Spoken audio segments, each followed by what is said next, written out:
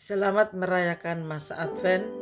Renungan firman Tuhan pada hari Jumat, tanggal 19 Desember 2025, Ester 1 ayat 10-11. Pada hari yang ketujuh ketika Raja Riang gembira hatinya karena minum anggur, bertitalah Baginda kepada Mehuman, Bista, Harbona, Bikta, Abakta, Setar, dan Karkas, yakni ketujuh sida-sida yang bertugas di hadapan Raja Ahasveros, supaya membawa Wasti, sang ratu, dengan memakai mahkota kerajaan menghadap raja untuk memperlihatkan kerajaannya kepada sekalian rakyat dan pembesar-pembesar, karena sang ratu sangat elok rupanya. Tema: jangan merendahkan orang lain. Dalam sejarah dunia, seringkali kita melihat ada orang-orang yang dipinggirkan, dipandang sebelah mata, dan diperlakukan hanya sebagai objek. Kita terjebak pada sebuah ilusi yang didasarkan pada sebuah pemikiran yang tidak adil, bahwa adanya sebuah supremasi atas satu kondisi dibandingkan kondisi lain. Mereka yang berkulit lebih terang dianggap lebih baik dibanding mereka yang berkulit gelap, atau laki-laki dianggap lebih superior dibandingkan dengan perempuan. Apakah ini yang dikehendaki oleh Tuhan? Tentu saja tidak, karena bagi Tuhan semua ciptaan seturut gambarannya, dan dengan demikian satu dengan yang lainnya setara di matanya. Bacaan kita berada dalam konteks pesta besar yang diadakan Ahasveros, Raja Persia itu. Di akhir pesta tersebut, Raja Ahasveros memerintahkan para sida-sidanya untuk membawa Ratu Wasti ke hadapannya. Tujuannya bukan sekedar memperkenalkan sang ratu, melainkan memamerkan kecantikannya di depan para pejabat dan tamu yang telah mabuk. Sebuah tindakan yang tentu melukai martabat Wasti sebagai seorang perempuan dan ratu. Ia menganggap istrinya tidak ubah sekadar barang yang setara dengan harta benda lainnya.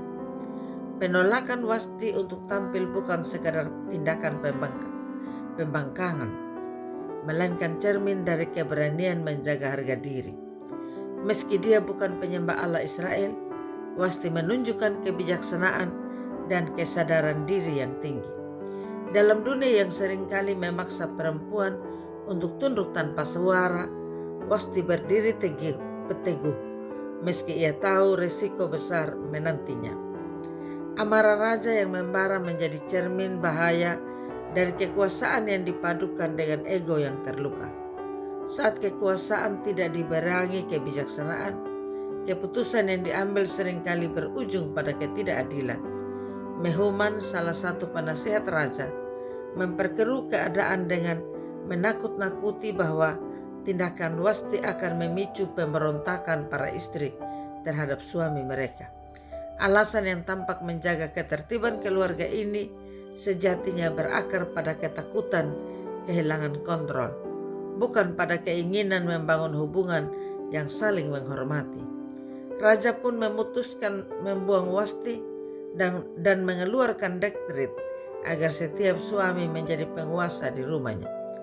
Keputusan ini, meski tampak kuat di permukaan, sesungguhnya mencerminkan kelemahan, yaitu ketidakmampuan seseorang pemimpin untuk mendengarkan dan menghormati suara yang berbeda. Alkitab hari ini kita belajar untuk kembali merenungkan kemanusiaan kita. Sudahkah kita memperlakukan orang lain dengan sebaik-baiknya dan seadil-adilnya? Jangan-jangan kita masih terjebak dalam pola pikir yang menganggap wajar merendahkan orang lain berdasarkan asal-usul maupun keberadaan mereka. Bukankah Tuhan menghendaki kita untuk hidup penuh kasih antara seorang dengan yang lain, menghargai dan menghormati setiap orang karena mereka pun adalah pribadi-pribadi yang dikasihi oleh Tuhan? Apa yang kita punya adalah anugerah dan bukan alasan untuk merendahkan orang lain. Semoga Tuhan menuntun kita untuk dapat adil sejak dari dalam pikiran. Amin. Mari kita berdoa. Bapa di surga, terima kasih untuk pagi ini kami boleh bangun. Ajarlah kami untuk mampu memperlakukan sesama kami sebagai bagian dari hidup kami.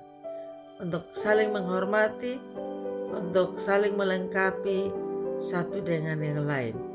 Terlebih mereka yang lemah, yang terpinggirkan, agar kami menghargai mereka. Berkati kami sekalian, berkati pendengar sabdamu, setiap orang dalam perjalanan hidup untuk menikmati anugerah-Mu. Dalam nama Tuhan Yesus Kristus kami berdoa. Amin. Salam, Tuhan Yesus memberkati. Saya Pendeta Yuliana A. Ambo.